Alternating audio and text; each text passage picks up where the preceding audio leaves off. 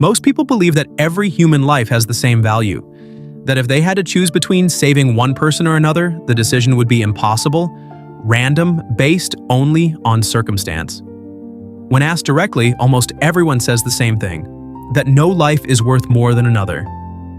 But there is a small group between 12 and 15% of the population whose brain makes this choice in less than 3 seconds, without hesitation, without guilt, and most disturbingly, without realizing it did. If you are part of this group, this video will reveal something about how your brain ranks human lives.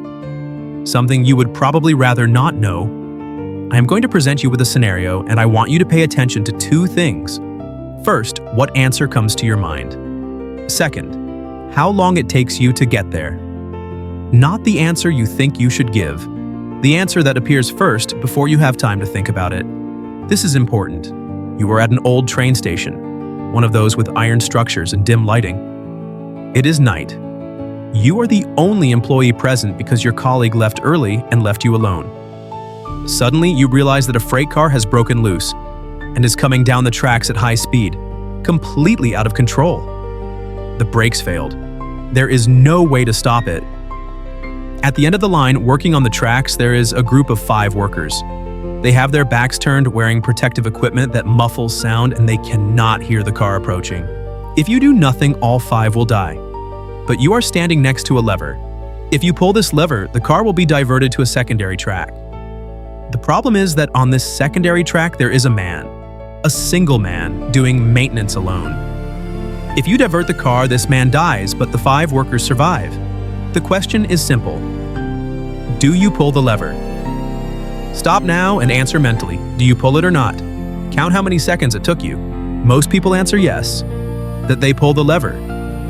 The logic seems obvious, right? 5 lives are worth more than 1. It is basic math. Saving the greatest number seems like the right choice, the rational choice, the choice any sensible person would make. And if you answered this in less than 5 seconds, your brain probably used what researchers call utilitarian reasoning. You calculated the outcome that saves the most lives and executed. It seems rational. It seems correct. But this is where the test really begins. I am going to change one single thing in the scenario, one single piece of information. And I want you to notice if your answer changes too. If the speed changes, if the feeling in your body changes. Same station, same runaway car, same 5 workers on the main tracks. But now, the man on the secondary track is no longer a stranger. Now you know who he is. He is a doctor, 62 years old, named Robert. He dedicated his entire life to caring for children with cancer in public hospitals. He never charged for a private consultation. He created a program that has already saved more than 200 children. He is returning from a 24-hour shift and stopped there to help a friend. Do you still pull the lever? Pay attention to what just happened inside you. Did your answer come slower? Did you feel something different? Maybe a tightness in your chest, a hesitation that was not there before, an urge to find another solution that did not exist in the first scenario? If that happened, your brain just did something it does all the time without you noticing. It assigned a different value to that life, not consciously, not out of malice, but automatically, as if it were a calculation running in the background without asking your permission. And this is exactly what researchers Joshua Greene and colleagues discovered in neuroimaging studies published in the journal Science in 2001. When the dilemma involves only numbers, only statistics, only faceless people, the area of the brain responsible for logical calculations activates. It is cold, it is efficient, it is fast. But when you know who the person is, when they have a name, a story, a family, a perceived social utility, another region kicks in. The region of emotions, the ventromedial prefrontal cortex. And these 2 parts of the brain start to compete. One wants to calculate, the other wants to feel. And you are caught in the middle, thinking you are making a rational decision, when in fact you are watching an internal war. But the problem is when this competition reveals something you would rather not see. I am going to change the scenario one more time. Same station, same car, same 5 workers. But now the man on the secondary track is different. He is a politician, 58 years old. His name is Charles. He was convicted 3 times for embezzlement of public funds. Money that should have gone to hospitals, schools, basic infrastructure. Children died because medications did not arrive. Families lost their homes because construction projects were never completed. He is free because his lawyers managed endless appeals and the case will drag on for another decade. Do you pull the lever now? Be honest. Did your answer come faster this time? Maybe you even felt something like satisfaction imagining the choice? A sense that this time the math is not just math, it is also justice? If that happened, do not be alarmed. You are not a bad person, you are a normal person. But your brain just demonstrated something that philosopher Philip Foot first described in 1967, and that researchers later called implicit value hierarchy.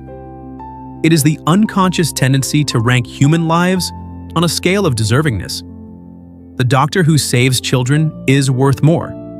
The corrupt politician is worth less. The stranger falls in the middle. And the most disturbing part is that I did not choose to think this way. This hierarchy was built over years by everything you saw, heard, read, and absorbed. It lives inside you, and it influences decisions you do not even realize you are making. Decisions about who you help, who you ignore, who you defend, who you condemn. But now we move to the level that really matters, because until now you were in the role of judge. You decided who lived and who died. You evaluated the value of other people from the height of your lever. But the question that truly reveals who you are is not about who you would save. The question is different. Imagine you are one of the people on the tracks, not the employee with the lever, the person tied to the secondary track. And there is someone up there who is going to decide whether you live or die. This person does not know you. They have never seen you. They only know one thing about you, a single piece of information. It could be your profession. It could be a mistake you made in the past that you never got over. It could be your age, your appearance, your social status, your bank account, your history. And based on that single piece of information, they will decide whether you deserve to be saved or whether you are the life that is worth less. The question is no longer who you would save. The question is, what would you say to convince someone to save you? What argument would you use? What part of your life would you present as proof that you deserve to live? How long would it take you to think of that argument? If your answer came in less than 5 seconds, researchers identify this as a sign of something called perceived value survival strategy. Your brain was trained to know exactly how to position yourself in a social hierarchy, even without thinking, which of your characteristics have market value, which social roles protect you, which stories about you generate sympathy, which achievements make you useful enough to deserve to keep existing. This is not conscious manipulation, it is survival. Your brain learned throughout your entire life that existing is not enough, that you need to justify your existence, that you need to have perceived utility to have value in the eyes of others. And if you hesitated, if you could not think of anything immediately, if your mind went blank, that also reveals something. It reveals that perhaps you were never taught to value yourself, that the value hierarchy that exists in your head places you below other people, that you internalize the idea that other lives matter more than yours. And that can be even more dangerous than the opposite. So what did this video really test? It was not your ability to solve moral dilemmas. Philosophers have been debating the trolley problem for over 50 years and still have not reached a definitive answer. Judith Jarvis Thomson wrote about this in 1985. The debate continues to this day. What this video tested was the speed and nature of your answers, because speed reveals how automated this value hierarchy is in you. And the nature of the answers reveals what criteria your brain uses to rank lives. If you answered quickly when the victim was the corrupt politician, your brain uses moral criteria. Past behavior defines present value. If you hesitated more with the doctor, your brain uses social utility criteria. Whoever contributes more deserves more. If you could not think of how to defend yourself in the last scenario, your brain internalized that you are lower in the hierarchy than you should be. None of these answers is wrong. All of them are human. The brain evolved to do exactly this, to calculate value, allocate resources, maximize group survival. You did not choose to have this system operating inside you, but you are responsible for what you do with it now that you know it exists. This video was not a test of morality. It was a mirror. And if what you saw made you uncomfortable, if you noticed that you rank lives in ways you would rather not admit, if you discovered that your own self-evaluation is distorted, maybe that is not a problem. Maybe it is exactly the kind of discomfort that needs to exist for something to change. Because whoever never looks at their own reflection never notices what needs to be adjusted.